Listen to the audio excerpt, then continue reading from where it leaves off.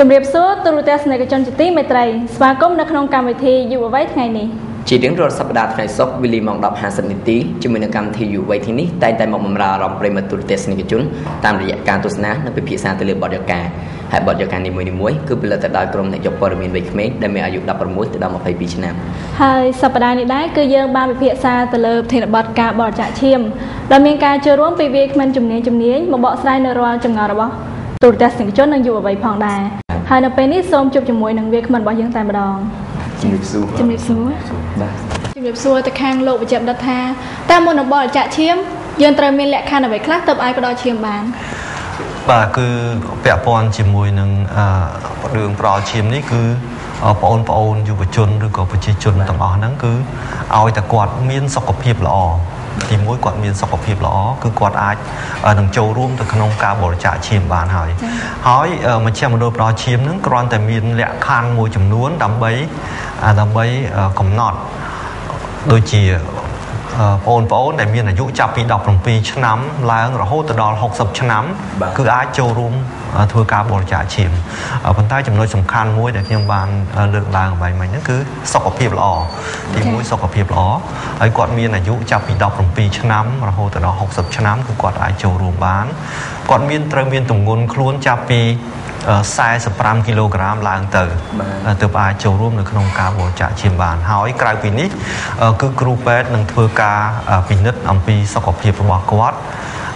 បើសិនជាសុខភាពរបស់គាត់ហើយលក្ខខណ្ឌមួយចំនួនទៀតអាចបំពេញបានទៅតាមលក្ខខណ្ឌដែលមជ្ឈមណ្ឌលជាតិផ្ដល់ឈាមបានកំណត់នោះគាត់អាចបរិច្ចាគឈាមបានចា៎បាទខ្ញុំក៏ចង់សាកសួរទៅខាងបងស្រីថានៅពេលដែលបងស្រីជាអ្នកធ្លាប់ផ្ដល់ឈាមអញ្ចឹងហើយក៏ពេលដែលកំពុងតែបរិច្ចាគឈាមតើបងមានអារម្មណ៍យ៉ាងម៉េចដែរបងពេលដែលខ្ញុំបរិច្ចាគឈាមហ្នឹងមានអារម្មណ៍ថាសប្បាយចិត្តបាទរ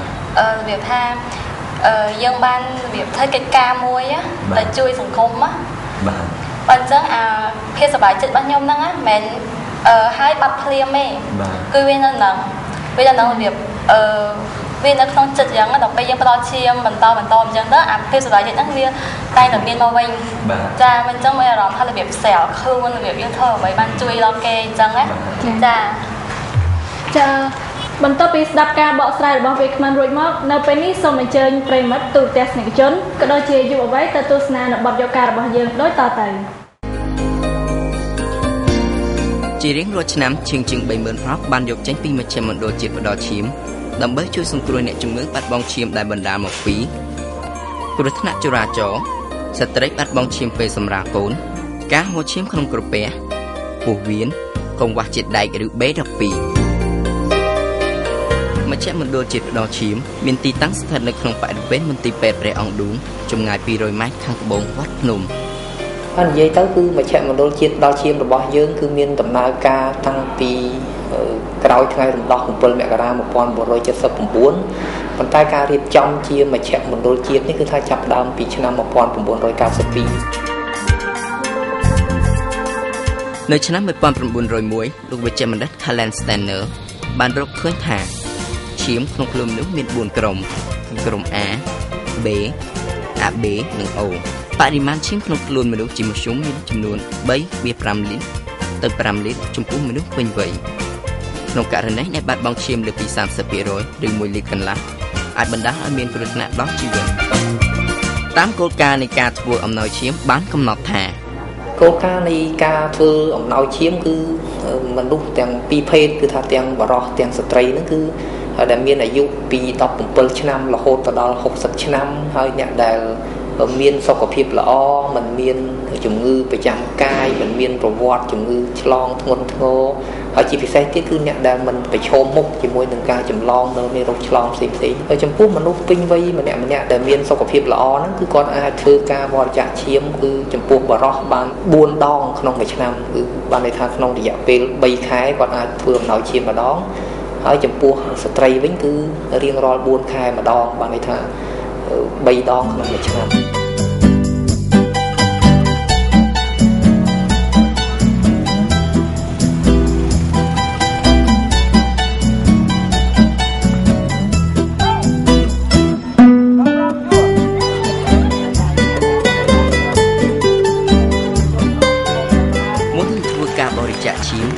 ទាមទារឲ្យមានការយល់ព្រមពីអ្នកបរិច្ចាគជាមុនសិនដោយបំពេញបែបបទត្រួតពិនិត្យសុខភាពនិងប្រភេទឈាមយ៉ាងត្រឹមត្រូវពីគ្រូពេទ្យជំនាញ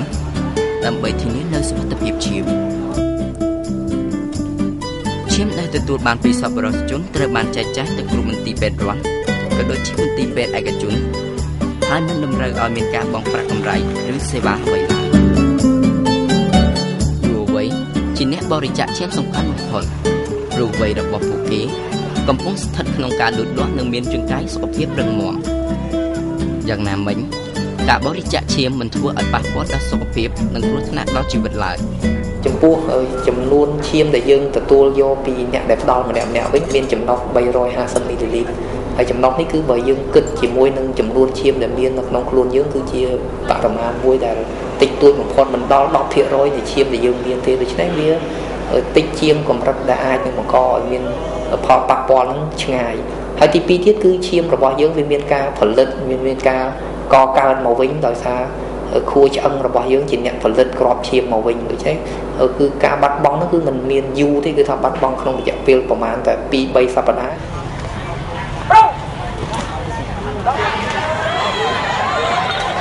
ចំពោះការបរិច្ចាគឈាមខ្ញុំយល់ថាវាមាន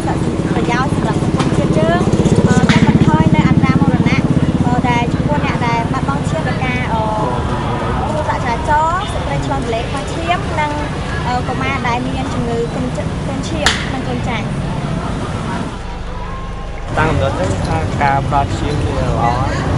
អាចជួយដល់សង្គមយើងដូចជាអ្នកគ្រោះថ្នាក់ដោយចរាចរណ៍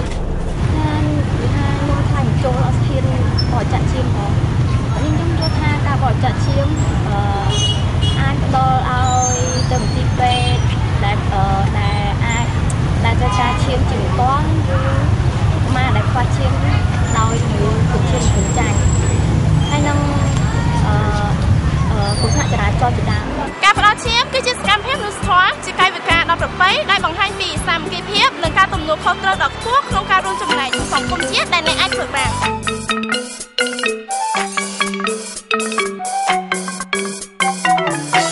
បន្តទៅតាមទស្សនាជាមួយនឹងបទការរបស់យើងនៅពេលនេះសូមអង្វរអារម្មណ៍ប្រិយមិត្តទូរទស្សនិកជនមកជួបគេសម្ភាសជាមួយនឹងវាគ្មិនរបស់យើងវិញម្ដងខ្ញុំចង់ជំរាបសួរទៅខាងលោកបច្ចេកបណ្ឌិតថាតើឈាមប្រភេទណាសម្បូរជាងគេ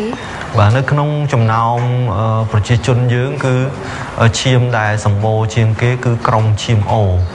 បាទគឺមានរហូតដល់ប្រហែលជា 40% ហើយបន្ទាប់មកទៀតនោះគឺក្រុមឈាម B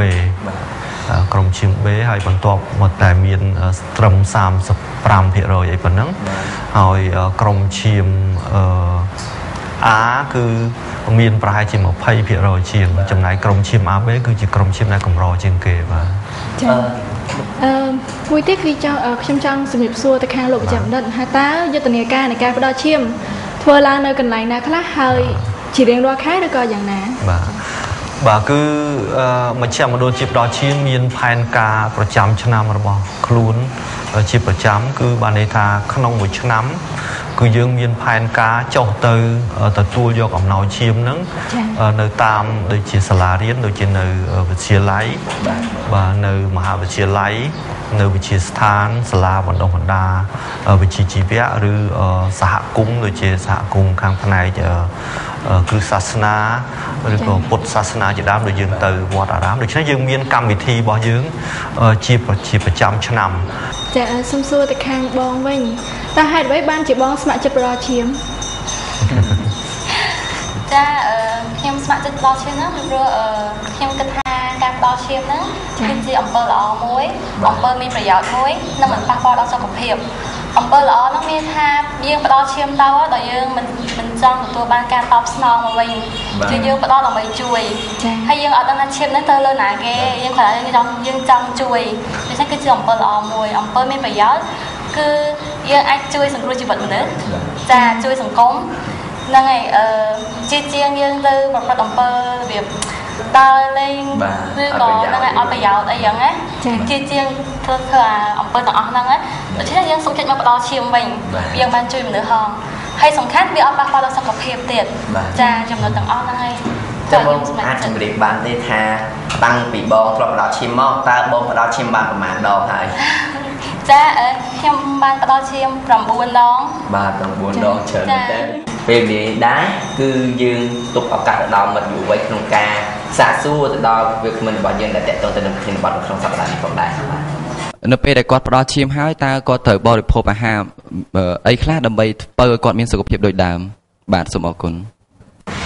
បានន័យថានៅបន្ទាប់ពីបងអូនបានធ្វើការបរិច្ចាគឈាមរួចហើយហ្នឹងគឺបងអូនមិនចាំបាច់ត្រូវការនៅការហូបចុកអ្វីដែលពិសេសនោះទេគឺបងអូនហូបចុកចំណីអាហារជាប្រចាំជាធម្មតានៅក្នុងជីវភាពប្រចាំថ្ងៃហ្នឹងដោយបងអូនត្រូវហូបសាច់ហ្នឹងឲ្យវាមានសមភាពជាមួយនឹងបន្លែផ្លែឈើអីផ្សេងទៀតហ្នឹងគឺជាការគ្រប់គ្រាន់ហើយសម្រាប់សុខភាពរបស់យើងពីព្រោះថាខួរឆ្អឹងរបស់មនុស្សយើងជាអ្នកបង្កើតគ្រាប់ឈាមដូច្នេះគឺបងអូនមានសុខភាពល្អធម្មតាដូច្នេះចំណីអាហារដែលបងអូនទទួលទានជាប្រចាំថ្ងៃហ្នឹងគឺមានលក្ខណៈមួយគ្រប់គ្រាន់ដែលធ្វើឲ្យឈាមក្រហមរបស់បងអូនហ្នឹងអាចកកើតឡើងវិញគ្រប់គ្រាន់ជាធម្មតាបាទតើខ្ញុំមានសំណួរមួយដើម្បីសួរទៅដល់ពូលោកម្ចាស់បណ្ឌិតត្រង់ថា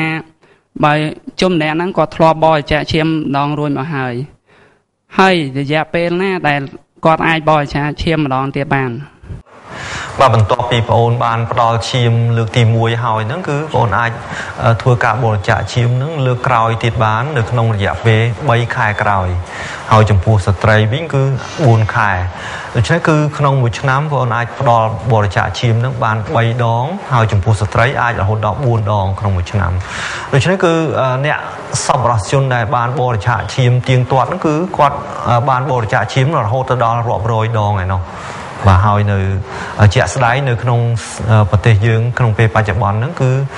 មានលោកគ្រូមួយគាត់បរិច្ចាគឈាមបានរហូតដល់70ដងជាងហើយបាទមានសំណួរជាបន្តខ្ញុំចង់សួរថាបើសិនជាយុវជនយើងធ្លាប់ផ្ដល់ឈាមហើយតែដល់ពេលគាត់មានគ្រោះថ្នាក់គាត់អាចយកឈាមនោះមកវិញដោយប្រើថវិកាឬមួយក៏យ៉ាងម៉េចបាទសូមអរគុណដែរចំពោះសំណួរបងអូនដែលបានលើកឡើងអំពីបញ្ហានេះគឺ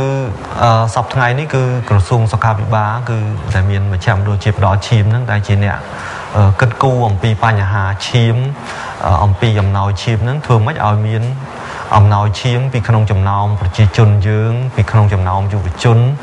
ដើម្បីជួយសង្គ្រោះទៅដល់ជនរងគ្រោះទាំងអស់ហ្នឹងគឺការផ្ដល់ឈាមទៅឲ្យជនរងគ្រោះហ្នឹងគឺដោយមិនបានគិតពីកម្រៃឬក៏បង់